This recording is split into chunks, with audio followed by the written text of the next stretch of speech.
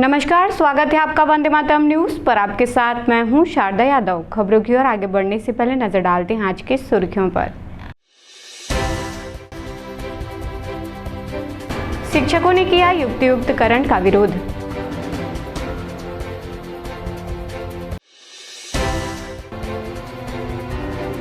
घर से बिछड़े लोगों को परिजनों से मिलवा रहा अपना घर आश्रम।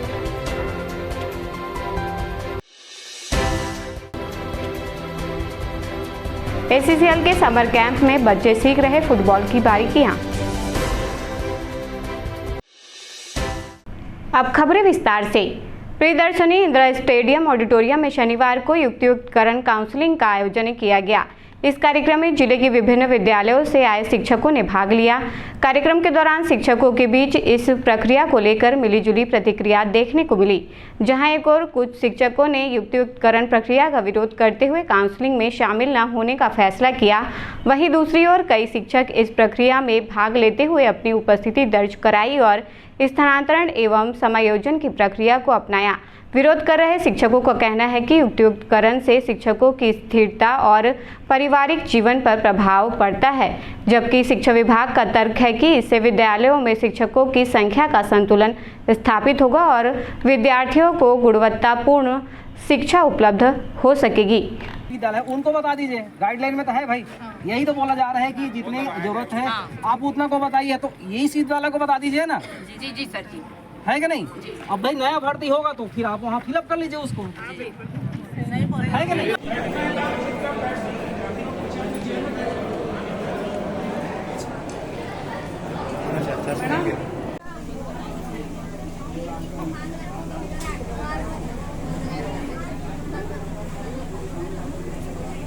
सुनिए ना, नोट तो लोग बुलाइए ना। काउंसलिंग की प्रक्रिया स्टार्ट हो जाएगी।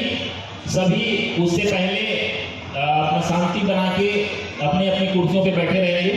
12 बजे के पश्चात कहना है कि इसमें बहुत सारी महिलाएं हैं, सभी कोई हैं, जेंडर इक्वलिटी भी लगे अगर तो कि हमारा ये कहना है कि उन स्कूलों को शो किया जाए जो प्रभावी शिक्षक से नहीं है। वहाँ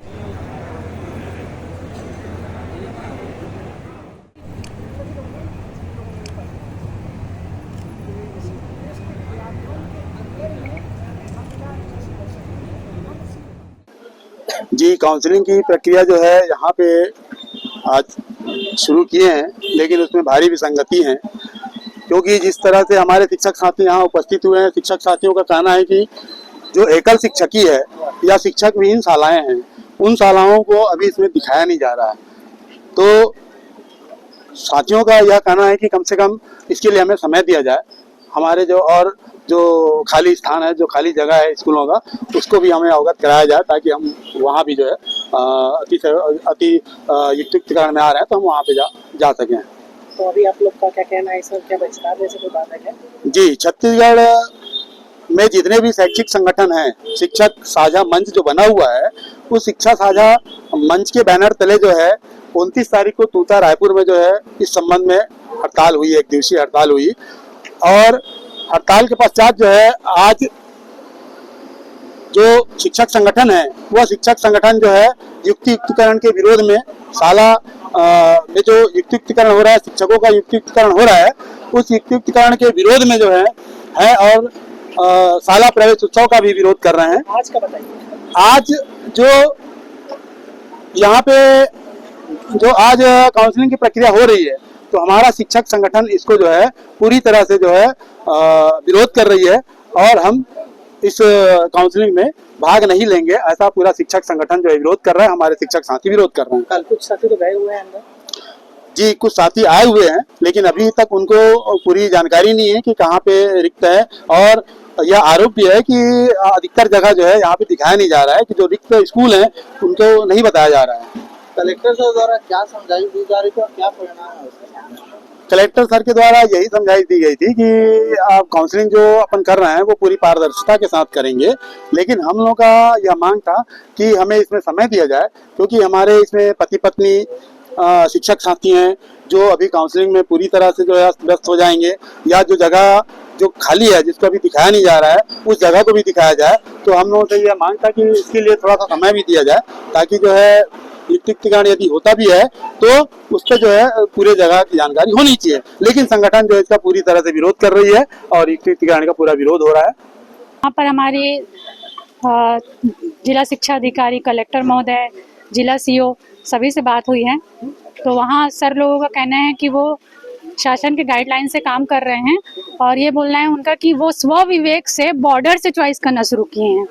शासन में कहीं पर गाइडलाइन नहीं है कि बॉर्डर से स्टार्ट करना है, लेकिन हमको यहाँ पर राज्य हित का हवाला दिया जा रहा है कि बच्चों के हित का, और उसी के 10 किलोमीटर 5 किलोमीटर स्कूल है उसको हिडन किया गया है। हमारी ये मांग थी कि हम इस सेटअप को मानने के लिए तैयार हैं, लेकिन जो स्कूल है उनको सारे स्कूल को ओपन किया जाए और थोड़ा सा सभी स्कूल, कोई भी ऐसा स्कूल नहीं है जो एकदम पास है। हम नहीं चाहते कि हम CSEB में रहते हैं तो CSEB में बैठ के नौकरी करें, लेकिन बहुत सारे स्कूल ऐसे हैं जो जिनको 100 से अधिक जिनको हिडन किया गया है और जितना पोस्ट खोला गया है उसमें सारी महिलाओं को प्रायोरिटी दी गई है। प्रायोरिटी देने के लिए वो महिलाओं का नियम मान रहे हैं और स्व विवेक चलाने के लिए वो बॉर्डर से निकाल रहे हैं। इस तरीके के सब तरफ से हम लोगों के अधिकारों का हनन हो रहा है। यहाँ पर रिक्त पद की जो जानकारी है उसको छिपाए जाने के पीछे क्या मंशा है इनकी, क्या लगता है आपको?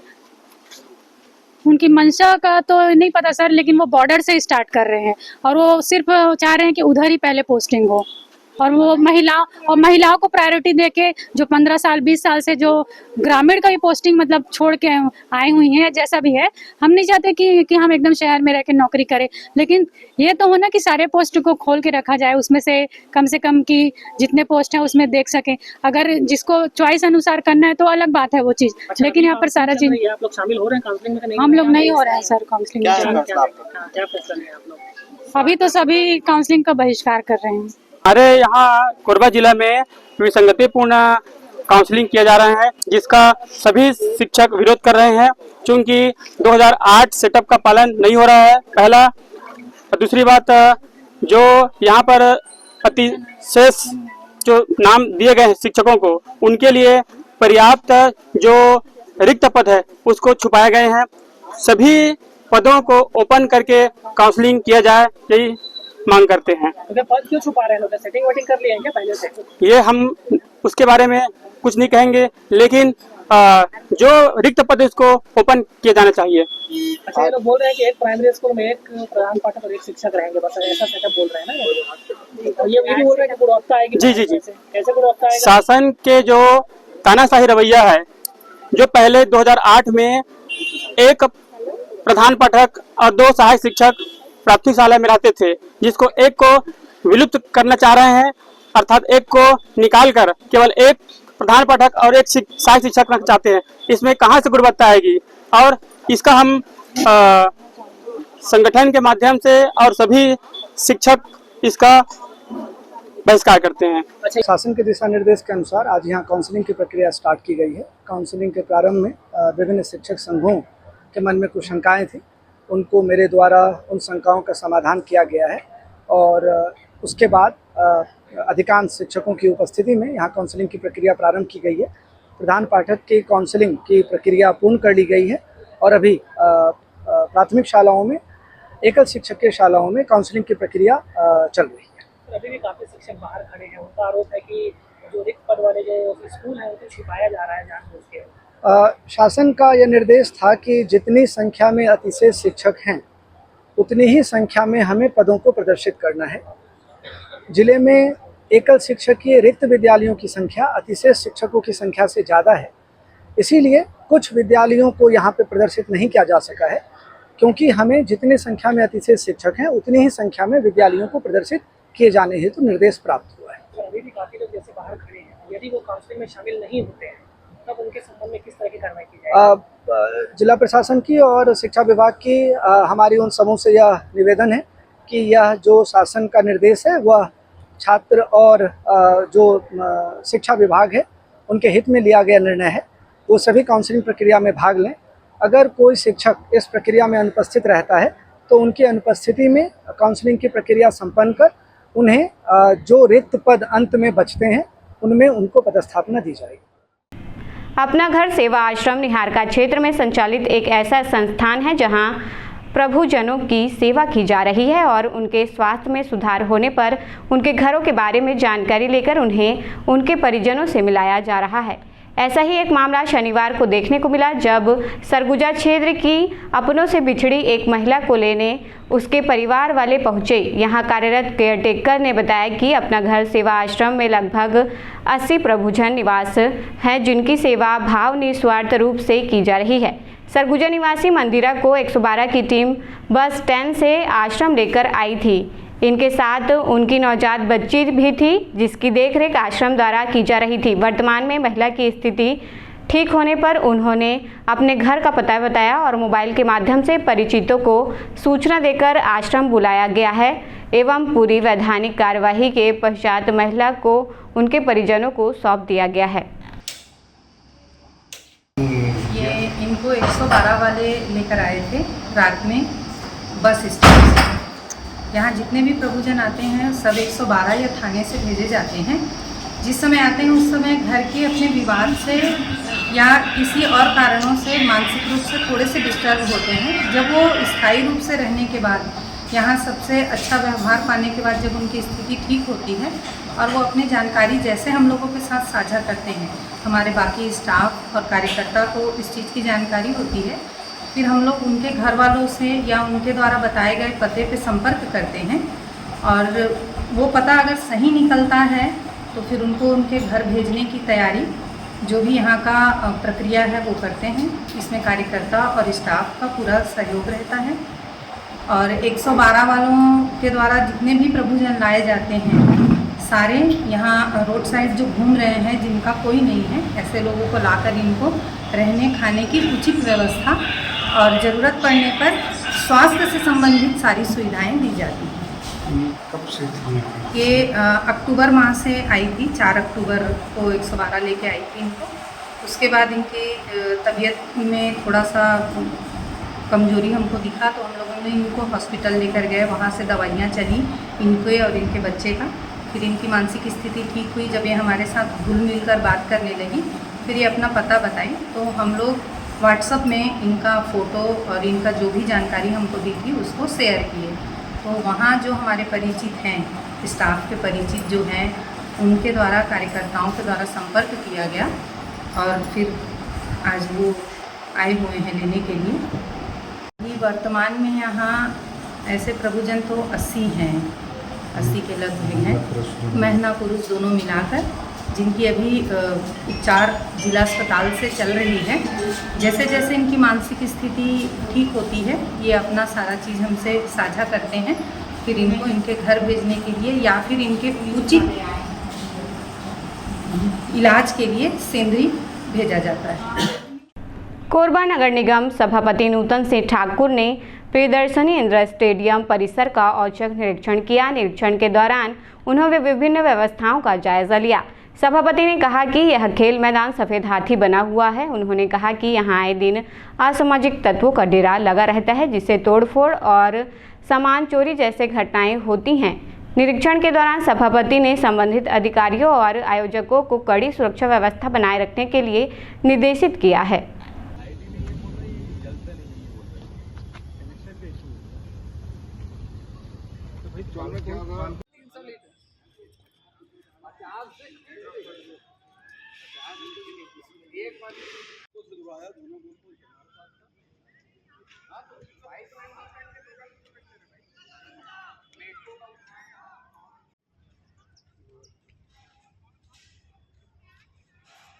एक तो इसको लगवाए रहते हैं हम लोग, बहुत पुराना लगवाए हैं। अच्छा,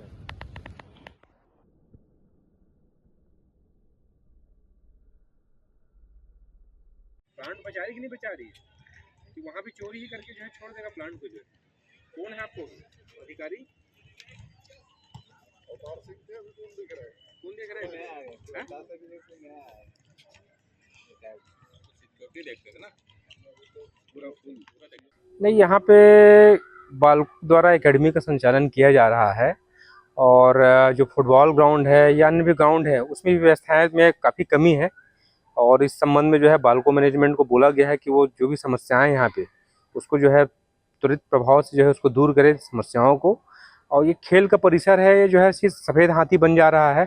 इसमें भी निगम की तरफ से जो है अधिकारियों को बोला गया है कि खेल संघों की मांग रही है कि हमको यहाँ पे कार्यालय दे दिया जाए। उस दिशा में भी आगे बढ़ने के लिए जो प्रभारी है उनको बोला गया है। देखिए, एक तो सबसे बड़ा चीज़ है सुरक्षा।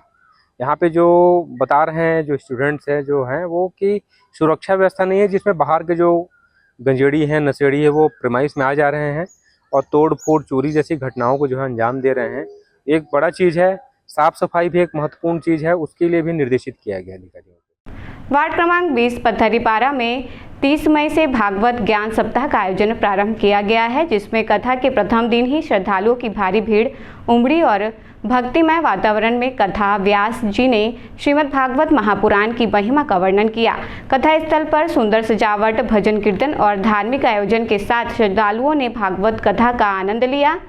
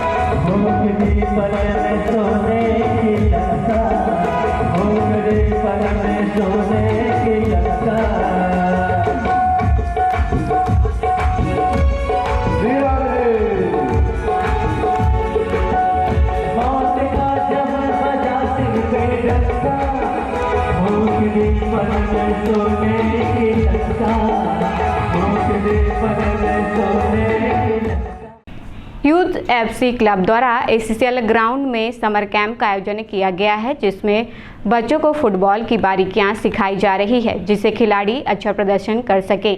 कोच दुवेंदु घोष ने बताया कि यह समर कैंप 1 मई से 10 जून तक आयोजित होगा, जिसमें बच्चों को फुटबॉल सिखाया जा रहा है, जिससे बच्चों का प्रदर्शन अच्छा रहे, साथ ही प्रतिभाशाली बच्चे खेल के क्षेत्र में आगे बढ़ सकें। वहीं बच्चों का कहना है कि कैंप में बहुत कुछ सीखने को मिल रहा है। बच्चे इस समर कैंप का भरपूर आनंद उठा रहे हैं।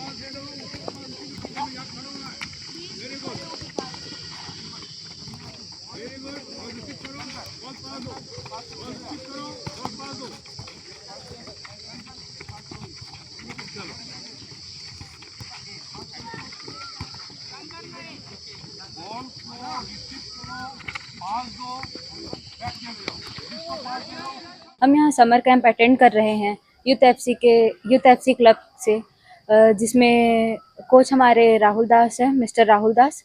और यहाँ समर कैंप में बहुत सारे बच्चे आते हैं, जैसे कि 30 अबव, और हम यहाँ सीखते हैं बॉल पासिंग, ड्रिबलिंग, रिसीविंग और भी मतलब मैच सेंस, पोजिशनिंग, बहुत सारी चीज़ें हैं। अच्छा है आप लोग? बहुत अच्छा है, अपने फिटनेस के लिए भी अच्छा है और आगे गेम अगर इम्प्रूव करना है, आगे बढ़ना है तो खेल सकते हैं हम। यहाँ में अभी समर कैंप में बहुत मज़े आ रहे हैं। फुटबॉल के बेसिक्स और नए नए कोचेस के साथ खेलने को मिल रहा है, उन लोग सिखा रहे हैं। जैसे देवेंदु घोष सर अभी सिखा रहे हैं, पहले राहुल सर सिखाते थे और रोहित सर पिछले साल के समर कैंप में आए थे। कितना अच्छा है समर कैंप, आपको ये बताएंगे हमारे क्या लिए क्या नया नया चीज़ें सीखने मिलती है? बहुत सारी, जैसे अगर आप अच्छा खेलोगे तो आपको ऊपर लेवल की अपॉर्चुनिटी भी मिलती है। फिर जैसे यहाँ पे ही सीखना है और यहीं पे रहना है तो इधर भी बहुत अच्छे कोचेस हैं और सिखाते भी बहुत अच्छे हमें राहुल सर। समर कैंप बच्चों के लिए इसलिए बहुत अच्छा है क्योंकि इसमें आपका स्कूल का छुट्टी होता है इस पीरियड में, और बच्चे को एक डिसिप्लिन भी इस ग्राउंड में या खेल के थ्रू मिलता है। और ये जो आज के बच्चे लोग मोबाइल लेके घूमते हैं या मोबाइल में गेम खेलते हैं, उससे बेटर ये है कि वो ग्राउंड में आए, खेले और अपना शारीरिक और मानसिक दोनों ओर से तंदुरुस्त होगा।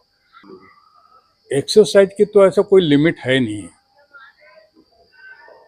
एक्सरसाइज यहाँ पे जो प्रारंभिक करते हैं वो बहुत थोड़ा होता है, साल में एक बार समर कैंप लगता है, और उसको अगर कंटिन्यू साल भर किया जाए तो मेंटल और फिजिकल दोनों ओर स्ट्रांग होगा।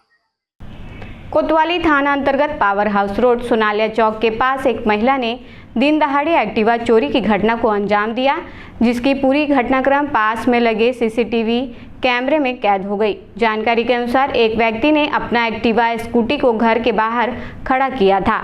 जब वह घर से बाहर निकला तो उसकी एक्टिवा वहां से गायब थी। एक्टिवा की चोरी की आशंका में उन्होंने आसपास के सीसीटीवी कैमरे फुटेज को खंगाला, जिसमें दिखा कि एक महिला ने कुछ देर पहले रेकी की है, फिर उसने चोरी की घटना को अंजाम दिया है। चोरी के दौरान महिला ने अपना चेहरा ढक रखा था। इस घटना की शिकायत कोतवाली पुलिस से की गई है। पुलिस ने मामला दर्ज कर सीसीटीवी कैमरे के आधार पर महिला की तलाश शुरू कर दी है।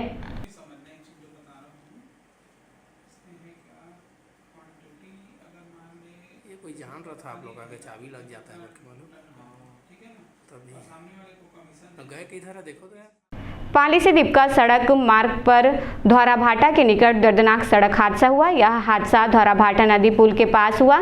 कोयला परिवहन में लगे ट्रेलर वाहन के चालक ने नशे की हालत में लापरवाही पूर्वक वाहन चलाते हुए ग्राम कसियाडीह निवासी अक्षय कश्यप और छोटू को चपेट में ले लिया।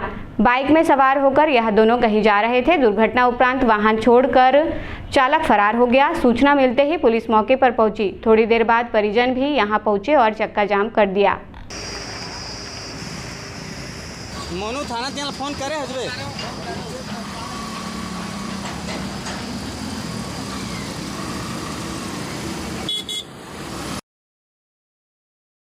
उसको ठोक कर चल भाग गया। कहाँ पर की घटना है? ये पुल के पास की घटना है। पुल कौन सा पुल?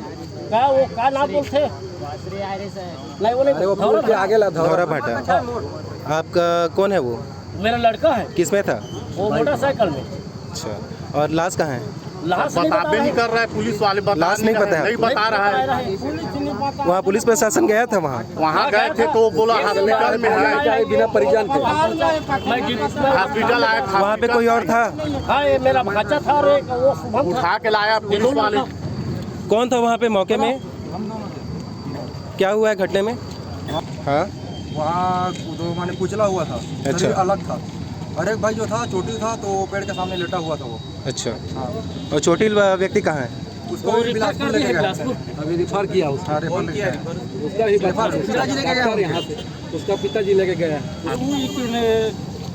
विजय कश्यप जी, अक्षय कश्यप जो है ना, काम करने के सिलसिले में अपना आया था, परिवार को पालन पोषण करता है, वही व्यक्ति है जो कमाता है घर में। अच्छा, और ये करीब 1 घंटा से पहले अभी समथिंग उनका किसी ट्रक वाले ने शराब के नशे में उसको कुचल दिया और कुचल के भागने का भी प्रयास किया, और जो व्यक्ति मरा है उसका 2 टुकड़े में कट गया है। तो हम कुछ नहीं चाहते हैं, वो गाड़ी वाला आए और प्रशासन से बात करे। वो गाड़ी वाला कहाँ का है? वो फरार हो गया है। हम ये चाहते हैं कि हिट एंड रन का मामला बने, क्योंकि उन्होंने शराब पी करके गाड़ी को चढ़ाया है, उसमें उसकी मौत हुई है। तो मामला कायम हो यहाँ थाने में, हम ये चाहते हैं। अब तो आके हम रोड छोड़ देंगे, रोड बेवजह जाम नहीं कर। पति ने अपने चचेरे भाई के साथ मिलकर पत्नी की गला घोंटकर हत्या कर दी, फिर फांसी के फंदे पर लटकाकर खुदकुशी बताता रहा। मामले में दोष सिद्ध होने पर दोषियों को आजीवन कारावास की सजा से दंडित किया गया है। अतिरिक्त लोक अभियोजक कृष्ण कुमार द्विवेदी ने बताया कि घटना उरगा थाना अंतर्गत ग्राम तरदा में 10 मई 2024 को घटित की गई थी। तरदा के भाटापारा में रहने वाले राजू गुर्रे का विवाह सुनीता बाई से हुआ था। राजू अपनी पत्नी को आए दिन मायके से नकदी व सामान लाने की बात कहकर प्रताड़ित करता था और इस घटना को अंजाम दिया। ये माननीय तृतीय अपर सत्र न्यायाधीश पीठासीन न्यायाधीश सम्मानित श्री सुनील कुमार नंदे जी के न्यायालय का एक महत्वपूर्ण फैसला आया है, जिसमें थाना उर्गा के अंतर्गत ग्राम तरदा में 10/5/2024 को लगभग समय 9 बजे का है, जिसमें अभियुक्त के द्वारा एक अपने चचेरे भाई के साथ मिलकर अपनी पत्नी का गला घोंटकर मार दिए। मारने के बाद साक्ष्य छुपाने की नियत से उसे चुनरी से ऐसा लपेट के घर के म्यार में लटका दिए ताकि उसे ऐसा लगे कि आत्महत्या की है, जिस पर अभियोजन के द्वारा सारे साक्ष्य प्रस्तुत किए गए। अभियोजन साक्ष्य ने सभी साक्ष्यों को संदेह से परे प्रमाणित किया, जिसमें माननीय न्यायाधीश सम्मानित श्री सुनील कुमार नंदे सर के द्वारा उन्हें आजीवन कारावास की सजा दी गई। किनको किनको दी, कितने लोग? इसमें आरोपी उनका पति राजू कुर्रे एवं उनका चचेरा भाई मनोज। बताइए मौत का कारण क्या है, किस बात को लेकर उन्होंने? मौत का कारण में इसमें जैसा हमने गवाहों से इस बात की पुष्टि कराई कि आरोपी आए दिन अपनी पत्नी को प्रताड़ित करता था। विवाह हुए लगभग 10 वर्ष हो गए थे, लेकिन उनके बीच में वाद विवाद होते रहता था। कभी ये पैसे की मांग करता था, कभी चावल की मांग करता था। ये इस बात की पुष्टि मृतका के पिता ने स्वयं अपने साक्ष्य में इस बात की पुष्टि की है। सर्वप्रथम उसके अभियुक्त के द्वारा चचेरे भाई को घर में आके प्लानिंग के अंतर्गत सर्वप्रथम गला दबाए और सह अभियुक्त के द्वारा उसके पैर को पकड़कर पहले दबा दिया गया। उसके बाद जब उसकी मृत्यु हो गई तो एक चुनरी लाके 8 फीट का म्यार था, उसी में उसको लटका दिया गया। घटना में इस बात की पुष्टि हुई कि मार के उसको स्वयं से फांसी में लटका दिए, लेकिन उसके बाद इन्होंने ऐसा बहाना मारा कि कुछ आकस्मिक फ़ोन आ गया, हमारी चचेरी बहन एडमिट है बिलासपुर में और उसे देखने जाना है बोल के निकल रहे थे। इसी बीच में पूरे सुनियोजित ढंग से इन्होंने घटना को अंजाम दिया था, लेकिन न्यायालय ने सारे साक्ष्य के आधार पे उन्हें कड़ी से कड़ी सज़ा की मांग अभियोजन के द्वारा की गई थी, तो न्यायालय के द्वारा उन्हें आजीवन कारावास की। खबरों का सिलसिला यूं ही जारी रहेगा। देखते रहें वंदे मातरम न्यूज़। मिलते हैं अगले बुलेटिन में, तब तक के लिए नमस्कार।